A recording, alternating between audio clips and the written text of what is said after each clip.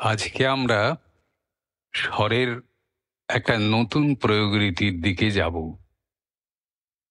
এ পর্যন্ত আমরা যত রকমের স্বরপ্রয়োগের রীতির কথা বলেছি সেগুলোর এক একটা লেসন ধরে অনুশীলন করেছি। তার আগে সেই জিনিসগুলোকে বুঝতে চেষ্টা করেছি, সেগুলো স্বরে করা হয়েছে, তাকে লাইনসে বসানো হয়েছে, তারপর কোনো কবিতায় সেগুলোর প্রয়োগ করা হয়েছে। প্রত্যেকটা ক্ষেত্রে এই যে সরল ওঠানামা, সেই ওঠানামার মধ্যে তীব্রতার হ্রাস বৃদ্ধি, অনুনাদের হ্রাস বৃদ্ধি, তারপরে ধরুন এই মীড়, কম্পন, কোমল বা যুগ্ম স্বর, এসব যা কিছু এতাবৎ আলোচনা হয়েছে, সেগুলো বোঝা হয়েছে, সেগুলোকে প্রয়োগ করা হয়েছে এবং তার সবকিছুর মিশ্রণ একটা কবিতার আধারে প্রয়োগ করা হয়েছে। এই সমস্ত উপাদানগুলো, এই রীতিগুলো আমরা সবই আমাদের যেসব পূর্বসূরি ছিলেন তাদের আবৃত্তির মধ্যে কোথাও না কোথাও হাজির থাকতে দেখেছি। আপনাদের আমি বলেছিলাম যে আমাদের পূর্বসূরি যারা শম্ভুমিত্র, কাজী সব্যসাচী, প্রদীপ ঘোষ এবং তার পূর্ববর্তী রবীন্দ্রনাথ, যাদের ভালো আবৃত্তি আমরা শুনেছি এবং ভালো আবৃত্তিগুলো আমাদের ছুঁয়ে গেছে, সেই সব আবৃত্তির ভেতরে কিন্তু এইসব প্রয়োগ রীতির কিছু কিছু হদিশ আমরা পেয়ে যাই। আপনাদের আমরা বলেছিলাম যে যদি আপনারা মন দিয়ে সেই সব আবৃত্তি শোনেন, যেগুলো আমরা চর্চা করছি তার অনেক কিছুরই প্রয়োগ জায়গা জায়গা মতো দেখতে পাবেন, শুনতে পাবেন। আমরা যেরকম আলাদা আলাদা করে শিখে সেগুলোর উপযোগিতা বুঝে আলাদা আলাদা প্রয়োগ করে আবার সেগুলোকে একসাথে মিশ্রণ করে নানান অনুভব সৃষ্টির চেষ্টা করেছি, সেইভাবে সচেতন রীতিগুলো প্রয়োগ করে তো তারা করেননি। তারা ভাবের দিক থেকে, আবেগ বা অনুভবের দিক থেকে আবৃত্তি করে গেছেন, কিন্তু তার ভেতরে এই রীতিগুলো আছে।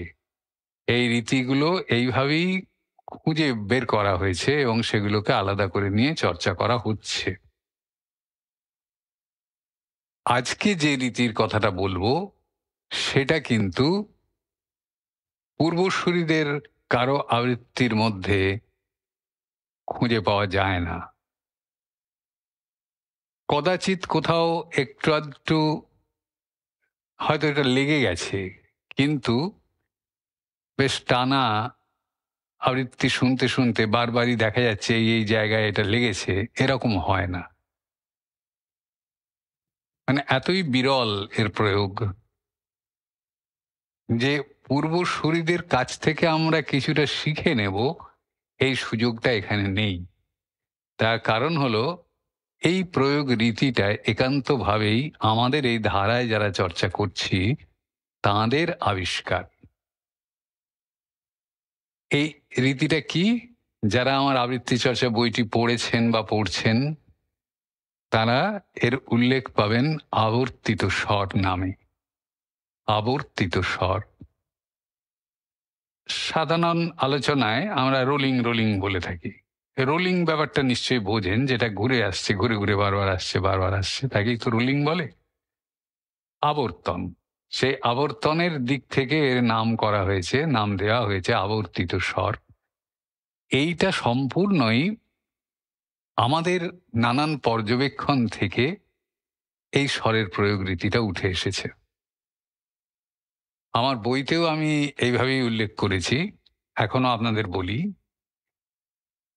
এখন কমে গেছে অনেক। আগে পাড়ায় পাড়ায় একটা ব্যান্ডের অনুশীলন হতো ছেলে মেয়েদের নিয়ে, এবং সেখানে একটা খুব বড় আকারের ব্যান্ড থাকতো যেটাতে খুব গুরুগম্ভীর জোরালো আওয়াজ, আর ছোট ছোট অনেকগুলো ব্যান্ড থাকতো, অন্যরা বাজাতো। তো সেইখানে দেখুন যে এই যে ধ্বনিটা, এই ধ্বনিটা আমরা শুনতে পাই। আমি ধ্বনিটা বললেই আপনারা বুঝবেন যে হ্যাঁ, এরকম একটা আওয়াজ তো হয়। ডারাডাডা, ডারাডাডা, ডারাডাডা, ডারাডাডা, ডাডাডাডা, ডারাডাডা, ডারাডাডা, ডারাডাডা, ডারাডাডা, ডারাডাডা, ডাডাডা, ডারাডাডা, ডারাডাডা, ডারাডাডা। একটা ওই বড়র আওয়াজটা ড্যারাডা করে হচ্ছে, আর বাকিগুলো সব ড্যারাডাডা, ড্যারাডাডা। এইরকম ভাবে যাচ্ছে। ছোট, ছোট আওয়াজগুলোর পরে বড় আওয়াজটা বারবার ঘুরে, ঘুরে আসছে। ড্যারাডাডা, ড্যারাডাডা, ড্যারাডাডা, ড্যারাডাডা। এটা একটা আবর্তন নয় এই স্বরটা? এই যে স্বর ঘুরে আসছে বারবার এরকম করে, একটা বড় স্বরের পরে অনেকগুলো অনেকক্ষণ ক্ষীণ ছোট স্বর, আবার বড় স্বরটা বারে, বারে, বারে, বারে বড় স্বরটা এসে আঘাত করছে। এর একটা ধ্বনির মজা তৈরি হয় এবং সেইটার সঙ্গে মিলে যায় কখনো মার্চ পাস্ট, মানে কেউ সেটার সঙ্গে পা ঠুকে, ঠুকে লেফট রাইট ইত্যাদি করছেন। আমরা যদি সৈন্যদের মার্চ পাস্টের বাজনা শুনি এবং তাদের মার্চ পাস্টের পদধ্বনি লক্ষ্য করি, দেখব এই আওয়াজটা হচ্ছে, ঘুরে ফিরে আসছে। এই জায়গাটা থেকে এই আবর্তিত স্বরের ধারণাটা আমাদের প্রথম মাথায় আসে এবং আমরা দেখি যে ছন্দবদ্ধ কবিতায় যদি এটাকে প্রয়োগ করা যায়, এর মধ্যে একটা ওই ব্যান্ডের আওয়াজের ধরন আনা সম্ভব। তো আমরা প্রথম এইটা অনুশীলন করতে বলবো সুকান্ত ভট্টাচার্যের উদ্যোগ কবিতাটা দিয়ে। আমি কয়েক লাইন করে দেখিয়ে দিচ্ছি, তারপর আপনারা সেরকমভাবে করবেন। কবিতাটা আগে আমি একটু বলে নিই। সেটা ছন্দে লেখা।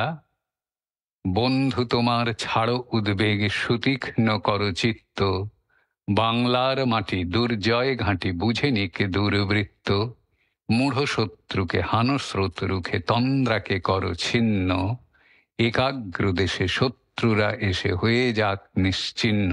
তালে তালে যখন আমরা যাই তখন এইভাবেই তো এটাকে বলতে হবে। আর ছন্দ ব্যাপারটাও কিন্তু আসলে একটা আবর্তন। এই কথাটা আবার ছন্দ বোঝানোর সময় আবার হয়তো বলবো। প্রখ্যাত ছন্দতত্ত্ববিদ আই.এ. রিচার্ডস ছন্দকে ডিফাইন করেছিলেন বা সংজ্ঞা দিয়েছিলেন এইভাবে যে ছন্দ হচ্ছে আসলে আবর্তন প্রত্যাশা। আবার ঘুরে আসবে, আবার ঘুরে আসবে, আবার ঘুরে আসবে, এই প্রত্যাশাটাই হচ্ছে ছন্দ। নানান ছন্দের মধ্যে কোথাও একটা এই আবর্তন প্রত্যাশাটা থেকে যায়। যত বিচিত্র রকমের ছন্দই হোক না কেন, সব বৈচিত্র্যের মধ্যে আবর্তন প্রত্যাশাটা থাকে। ফলে এই যে আমরা রোলিং বা আবর্তিত স্বরের কথা বলছি, এটাকে আমরা প্রথমে ছন্দের রোলিং দিয়েই বুঝতে শিখেছি, ওই ব্যান্ডের আওয়াজ থেকে। তো যাই হোক, এবার এই কবিতাটার মধ্যে যদি ওইটা লাগানো যায় যে আমরা ধরুন টানা একটা স্বর রেখে বলছি, বন্ধু তোমার ছাড়ো উদ্বেগ, সুতীক্ষ্ণ করো চিত্ত। একটা লাইনে একটা স্বর। বন্ধু তোমার ছাড়ো উদ্বেগ, সুতীক্ষ্ণ করো চিত্ত, বাংলার মাটি দুর্জয় ঘাঁটি, বুঝে নিক দুর্বৃত্ত, মূঢ় শত্রুকে হানো স্রোত রুখে, তন্দ্রাকে করো ছিন্ন, একাগ্র দেশে শত্রুরা এসে হয়ে যাক নিশ্চিহ্ন। এক একটা লাইন এক একটা স্বর বসিয়ে নিলেন প্রথমে। এইবার কি হবে না, ওই স্বরটাকে আমরা জোরালো এবং আস্তে, জোরালো এবং আস্তে, জোরালো এবং আস্তে, এইভাবে একে আবর্তন করাবো, রোলিং করাবো। কি হবে তাহলে? বন্ধু তোমার ছাড়ো উদ্বেগ, সুতীক্ষ্ণ করো চিত্ত, বাংলার মাটি দুর্জয় ঘাঁটি, বুঝে নিক দুর্বৃত্ত, মূঢ় শত্রুকে হানো শত্রুকে, তন্দ্রাকে করো ছিন্ন, একাগ্র দেশে শত্রুরা এসে হয়ে যাক নিশ্চিহ্ন, ঘরে তোলো ধান বিপ্লবী প্রাণ, প্রস্তুত রাখো কাস্তে, গাও সারি গান হাতিয়ারে শান, দাও আজ উদয় আসতে, আজ দৃঢ় দাঁতে পুঞ্জিত হাতে, প্রতিরোধ করো শক্ত। দেখতে পাচ্ছেন প্রত্যেকটা ছন্দের স্ট্রোকটা যেখানে যেখানে পড়ছে সেইখানে ধ্বনিটাকে ঘন করে, বাকি অংশটায় ধ্বনিটাকে পাতলা করে দেয়া হচ্ছে। বন্ধু তোমার ছাড়ো উদ্বেগ, সুতীক্ষ্ণ করো চিত্ত, বাংলার মাটি দুর্জয় ঘাঁটি, বুঝে নিক দুর্বৃত্ত। তাতে করে ওই ব্যান্ডের আওয়াজের মতো একটা ড্যারা ড্যাডা ড্যারা ড্যাডা ড্যারা ড্যাডা ড্যারা ড্যাডা এরকম একটা আসছে। তো এইভাবে এই কবিতাটাকে আপনারা শর্টটা এরকম করে প্রত্যেকটা ভাগে ভাগে রোল করে করে, বন্ধু তোমার একটা রোল হলো, ছাড়ো উদ্বেগ আর একটা রোল হলো। প্রথমটা ঘন, তারপরে পাতলা। বন্ধু তোমার ছাড়ো উদ্বেগ, সুতীক্ষ্ণ করো চিত্ত, বাংলার মাটি দুর্জয় ঘাঁটি বুঝে নিক দুর্বৃত্ত। এই হচ্ছে আমাদের আবর্তিত স্বরের অনুশীলন। একে নানান আকার দেওয়া যায়। এইটার একটা মারাত্মক গুণ হচ্ছে এই স্বরপ্রয়োগ রীতির, যে আমাদের চারপাশের বহু জিনিসকে, বহু অনুভবকে আমরা এই রোলিং দিয়ে একেবারে হুবহু নির্মাণ করে দিতে পারি। আমরা আপাতত বাজনার কথা বলছি, বাজনা নিয়েই আরো কিছুক্ষণ বলবো, তারপর এই পদ্ধতির অন্য যেসব দিক আছে সেগুলো নিয়েও বলবো। এই যেটা আমরা করলাম সেটাকে একটু স্বরে করে দেখাই। বন্ধু তোমার ছাড়ো উদ্বেগ, সুতীক্ষ্ণ কর চিত্ত, বাংলার মাঠে দুর্জয় ঘাঁটি বুঝে নিক দুর্বৃত্ত। যেন আবৃত্তির মধ্যে একটা ব্যান্ড বাজছে মনে হচ্ছে। আ আ আ আ আ আ মোড় শত্রুকে হানো স্রোত রুখে তন্দ্রাকে কর ছিন্ন। আ আ আ আ আ আ আ আ আ। বুঝতে পারলেন তো যে আবর্তিত স্বরটা আমরা কিভাবে পেয়েছি এবং কিভাবে তার প্রয়োগ করছি। এখন আপাতত এই ধ্বনি তৈরিতেই আমরা আরো কিছু কাজ করব। আমি একটু আপনাদের উল্লেখ করে দিই যে কি কি কবিতায় আপনারা এরপরে এটাকে প্রয়োগ করতে পারেন। যেমন ধরুন নজরুলের চল চল চল, এটা তো একটা সমর সঙ্গীত হিসেবে লিখেছিলেন। তো এই রচনাটার মধ্যে কিন্তু এইটার সম্ভাবনা রয়েছে। চল চল চল, ঊর্ধ্ব গগনে বাজে মাদল, নিম্নে উতলা ধরণী তল, অরুণ প্রাতের তরুণ দল, চল রে চল রে চল, চল চল চল। এইভাবে করবেন গোটাটা। এই এই রোলিংটা বসিয়ে বসিয়ে বসিয়ে বসিয়ে দেখবেন যেন মনে হচ্ছে যে একটা ব্যান্ড বাজছে বা সৈন্যরা মার্চ পাস্ট করে যাচ্ছে। এই ছবিটা তৈরি হবে, এই ধ্বনিটা তৈরি হবে। ঠিক আছে? এই এই একটা জায়গা হলো চল চল চল, ঊর্ধ্ব গগনে বাজে মাদল। এরই একেবারে হুবহু প্রতিচ্ছবি আরেকটা কবিতায় আপনারা পাবেন, সুভাষ মুখোপাধ্যায়ের কবিতা জনযুদ্ধের গান। বজ্র কণ্ঠে তোলো আওয়াজ, রুখব দস্যু দলকে আজ। এইগুলো যখন করা হবে তখন কিন্তু আমরা ধ্বনির দিকে নজর রেখে, এই প্রয়োগ রীতির দিকে নজর রেখে করব। কিন্তু কবিতার যে অন্তর্নিহিত বক্তব্য, সেটা যেন এমন না হয় যে সেটা আর লোকে শুনলই না বা সেটা লোকের কাছে পৌঁছলোই না। এরকম হলে চলবে না। আমরা এই প্রয়োগ রীতিটা করতে চাচ্ছি একে একটা নতুন আকার দেওয়ার জন্য, যে আকার দিয়ে কেউ কখনো এই কবিতাগুলো আবৃত্তি করেনি। এই নতুন আকার, নতুন ধ্বনিটা কানে শুনতে ভালো লাগবে, বারবার শুনতে ইচ্ছে করবে। এটা হতে পারে, আবার কারো ভালো লাগবে না, মানে এই আবার কি হলো, কবিতার ভাবটাই নষ্ট হয়ে গেল, এরকম বলতে পারে কেউ কেউ। কিন্তু আমাদের লক্ষ্য হবে যে আমরা এটা করলেও কবিতার মধ্যেকার যে অন্তর্নিহিত অর্থ বা যে ভাব, সেটা ঠিক মতন বজায় রেখেই করতে হবে। সেই কথাগুলোকেও ঠিক মতন করে বলতে হবে এই চলনের মধ্যেই, এটা দেখতে হবে। এই দুটো করার পরে আপনারা কান্ডারি হুঁশিয়ার কবিতাতেও এটাকে একটু লাগাবার চেষ্টা করতে পারেন। এই ধ্বনির ব্যাপারটা মাথায় একবার ঢুকে গেলে এমন অনেক কবিতা পাওয়া যাবে। বিশেষত রবীন্দ্রনাথের কিছু কবিতা তো বটেই, তার বাইরে নজরুলের কিছু কবিতা বটে। এছাড়া আমি তো সুভাষ মুখোপাধ্যায় একটা বললাম, এরকম আরো অনেক কবিতার ভেতরেই, যেমন আমাদেরই একজন এই ধারার পথিক, যিনি আমাদের সঙ্গে বহুদিন কাজ করেছেন, এখনো করছেন, তিনি এইটা তার অনুশীলন হওয়ার পরে কিছুদিন তিনি রবীন্দ্রনাথের ওই কবিতাটি নবজাতকের বুদ্ধভক্তি প্রয়োগ করেছিলেন। এই বুদ্ধভক্তি আপনারা পড়ুন, পড়ে দেখুন যে এর মধ্যেও কিন্তু এরকম একটা রোলিং এর ব্যবহার করা যাবে। এবং ওর মাঝখানের কিছু লাইন আছে, বেজে ওঠে ভেরি তুরি রোষে গড় গড়, বেজে ওঠে ভেরি তুরি রোষে গড় গড়। এটাকে ধরে নিয়ে প্রথম থেকেই যদি এর রোলিংটা লাগানো যায়, যে এই ভেরি তুরি বেজে উঠছে সেইটা, হুঙ্কৃত যুদ্ধের বাদ্য, সংগ্রহ করিবারে সমনের খাদ্য, সাজিয়াছে ওরা সবে উৎকটা দর্শন, দন্তে দন্তে ওরা করিতেছে ঘর্ষণ। এই ভেরিতুরি বাজিয়ে যে প্রবল উল্লাসে চলেছে বুদ্ধ ভক্তরা অন্যদেরকে মারবে বলে, সেইটার একটা এফেক্ট এখানে চলে এসেছিল এটা যখন রুলিং লাগানো হয়েছিল। তো এইভাবে এই রোলিং অনেক নতুন নতুন ভাবনার সঙ্গে যুক্ত হয়ে রকম রকম এক্সপেরিমেন্টের জন্ম দিতে পারে, যেগুলো নানান পরীক্ষা নিরীক্ষার মধ্যে দিয়ে একটা সৃজনশীল কাজ হয়। রেলগাড়ির গান বলে সত্যেন্দ্রনাথ দত্তের একটি কবিতা আছে। সেটা আগেকার দিনের বাষ্পচালিত রেলগাড়ি যেভাবে চলতো সেইখানে সেরকম একটা ট্রেনে বসে থাকা হচ্ছে এবং ট্রেনটা চলছে। এইটা আপনারা জানেন যে বাষ্পচালিত সময় তো ছিলই, এখনো ট্রেন যখন দ্রুতগতির ট্রেন যেগুলো রাত্রির ভোর যেতে হয় তার মধ্যেই একটা একটা ঘটঘট ঘটং ঘটঘট ঘটং ঘটং ঘটং ঘটঘট ঘটং ঘটং ঘটং ঘটঘট ঘটং এরম যে একটা আওয়াজ হয়, এটা এই আওয়াজটা তো আবর্তিত স্বর, রোলিং ঘুরে ঘুরে আসছে। তা সেইখানে সত্যেন্দ্রনাথ দত্তের এই কবিতাটি একটু অপরিচিত কবিতা, রেলগাড়ির গান। কবিতাটা হচ্ছে, ধায় গাড়ি ধুম ছাড়ি ধায় শত পায়, ঝড় গতি দ্রুত অতি দুনিয়া কাঁপায়।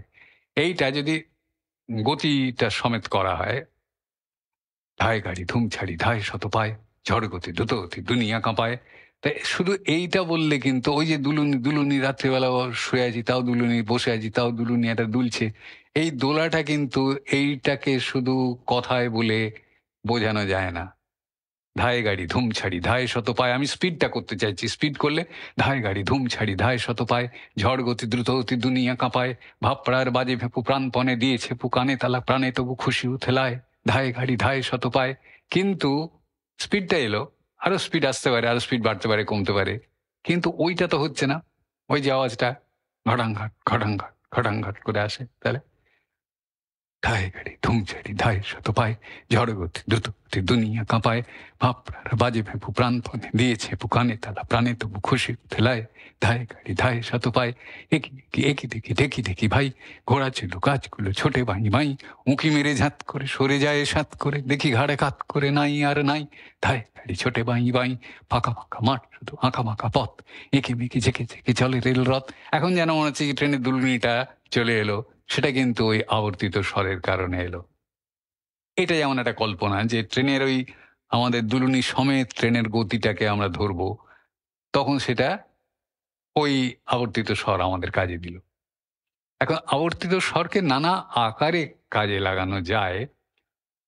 এটা যেমন একটা ট্রেনের গতির ব্যাপারে হলো, দেখুন আমার মাথায় প্রথম রত্নেশ্বর হাজরার নাগরদোলা কবিতাটা পড়ার পরে মনে হয়েছিল নাগরদোলা তো আসলে একটা ঘূর্ণনের ব্যাপার, এটা ঘোরে, তাহলে আমাদের এই আবর্তিত স্বর ব্যবহার করে তো সেই ঘূর্ণনটাকে আনা যায়। আমি ৪ লাইন একটু শোনাচ্ছি। এই আবৃত্তি ইউটিউবে অনেক আছে, আপনি যে কোনো সময় খুলে শুনতে পারেন। এটা আসলে একটা প্রেমের কবিতা। সেই প্রেমের ব্যাপারটা আমি বলেছি যে কবিতার বিষয়বস্তু কিন্তু থাকতে হবে। এইসবগুলো কল্পনার উপর আরোপ করা হচ্ছে, তাতেও বিষয়বস্তুটা নষ্ট না হয়ে যায় সেদিকে খেয়াল রাখতে হবে। আমি ৪ লাইন একটু শোনাই, রত্নেশ্বর হাজরার নাগরদোলা। দেখতে পেলেই ঘুরে বলবো, নেই তো, তুমি এখানে নেই, ওখানে নেই, সেখানে নেই, তুমি এখন নাগরদোলায়। এখন তোমার বাঁ দিকের হাত, ডান দিকের পা, বাঁ দিকের চোখ, ডান দিকের কান উঠছে নামছে হৃদয় হৃদয়ে, এখন তোমার ছায়া উঠছে, ছায়া নামছে, ছায়া উঠবে, ছায়া নামবে, নামতে নামতে উঠে গিয়েই বলে উঠবে, এই যে আমি, এই যে আমি, এই যে আমি। এই যে হলো, এটা কি করে হলো? এই যে নাগরদোলার ঘূর্ণনটা আমি মুখে একটা কবিতা বলছি, তার মধ্যে যিনি শুনছেন তার মনে হলো চোখের সামনে এরা নাগরদোলা ঘুরছে। এটা আসলে আবৃত্তি শিল্পীর কল্পনা, সেটাকে রূপ দেয়া হলো। তো সেই রূপটা দেয়া গেল আবর্তিত স্বর ছিল বলে। আবর্তিত স্বরের এরকম নানান আকার তৈরি করা যায় আমাদের চারপাশের নানান জিনিস থেকে, নানান জিনিস দেখতে দেখতে, কখনো হয়তো কোনো ধ্বনি শুনতে শুনতে। আবার এর আরো দুটো রকম রূপ আছে, আমি সেইটা একটু বলি। ধরুন এটা তো ফুল রাউন্ড হচ্ছে, ফুল রাউন্ড। আ না করে এটা যদি হাফ রাউন্ড হতো তাহলে কি হতো? অর্ধবৃত্ত। তাহলে এরকম হতো নাকি? আ, আ, আ, আ, আ, আ, আ, আ, আ, এরকম। এইটা কি কাজে লাগবে? এরকম লাগবে বই কি। আপনার এই ঝুলন কবিতা মনে আছে রবীন্দ্রনাথের? দে দোল, দোল, দে দোল, দোল, এ মহাসাগরে তুফান তোল। এই যে দোলাটা, দোলাটা একটা কবিতা আছে দীনেশ দাসের 'দোলনা'। সে তার বক্তব্য আছে অনেক। বক্তব্যগুলো বজায় থাক। আমরা এই দোলনার ছবিটা শুদ্ধ আঁকতে পারি। আজ একে ছোট দোলনাখানি ঝুলিয়ে দাও, ঝুলিয়ে দাও, ঝুলিয়ে দাও। ঘুমের চামর বুলিয়ে দাও, বুলিয়ে দাও, বুলিয়ে দাও। নীল আকাশের নীলগুলি সব নিংড়ে আনো, নিংড়ে আনো। এই কিরকম দোলনার দোলাটা এর মধ্যে চলে আসছে। দীনেশ দাসের এই কবিতাটা আপনারা জোগাড় করুন। দেখবেন যে এর মধ্যে আপনারা দোলনার ছবিটা তৈরি করতে পারবেন এই হাফ রাউন্ড রোলিং দিয়ে। মানে অর্ধবৃত্তাকারের আবর্তন দিয়ে। এরকম এই রোলিং বা আবর্তনের আমাদের যে চর্চাটা, এটা দিয়ে আমরা নানান জিনিসের ভেতরে তার একেবারে হুবহু অনুভবটা তুলে আনতে পারি। এইটা হচ্ছে আমাদের আবর্তিত স্বরের একটা বৈশিষ্ট্য। এর আরো নানান রূপ আছে। যেমন ধরুন এটা যদি ফ্ল্যাট হিসেবে অনেক দূর থেকে একটা আওয়াজ মাইকের আসছে, আবার চলে যাচ্ছে, আবার আসছে, আবার চলে যাচ্ছে। এরকম সব অনেক কবিতা তো এরকম হাওয়া বা ঝড়ের ব্যাপার থাকতে পারে। তো সেক্ষেত্রেও আমরা এটাকে পুরো রাউন্ড না করে, হাফ রাউন্ডও না করে একে কমিয়ে বাড়িয়ে একটা রোলিং এর ব্যাপার করতে পারি। এই রোলিং এর ব্যাপারগুলো বা আবর্তিত স্বরের ব্যাপারগুলো যে চাপিয়ে দেওয়া হচ্ছে কোনো কবিতার উপরে, যেটা কবিতায় হয়তো তার বর্ণনা আছে কিন্তু এইটা কোথাও বলা নেই যেটা এরকম করে করতে হয়। এই যে আরোপটা, এই আরোপগুলোকে বলা হয় মোটিভ। মানে আমি একটা মোটিভ ওর ওপর ক্রিয়েট করতে চাইছি। ট্রেনে চড়ার মোটিভ, দোলনার মোটিভ, এই মোটিভগুলো আবৃত্তির মধ্যে নিয়ে আসতে চাইছি। এই মোটিভ ক্রিয়েট করা আমাদের চর্চার আর একটা বিষয়। আজকে এটা এখানেই থামছি। অনেকটা হয়ে গেল। পরের দিন এই মোটিভ নিয়ে আমরা আলোচনা করব। আশা করি আবৃত্তি স্বরের যে আলোচনাটা এখন হলো রোলিং এর, সেটা আপনারা বুঝতে পারলেন বা অনুশীলনটাও বুঝতে পারলেন। করতে হবে এবং নানান কল্পনার সঙ্গে তাকে যুক্ত করে নানান জিনিস ভাবতে পারলে সেখানে রোলিং আমাদের কাজে লাগবে। এই পর্যন্ত।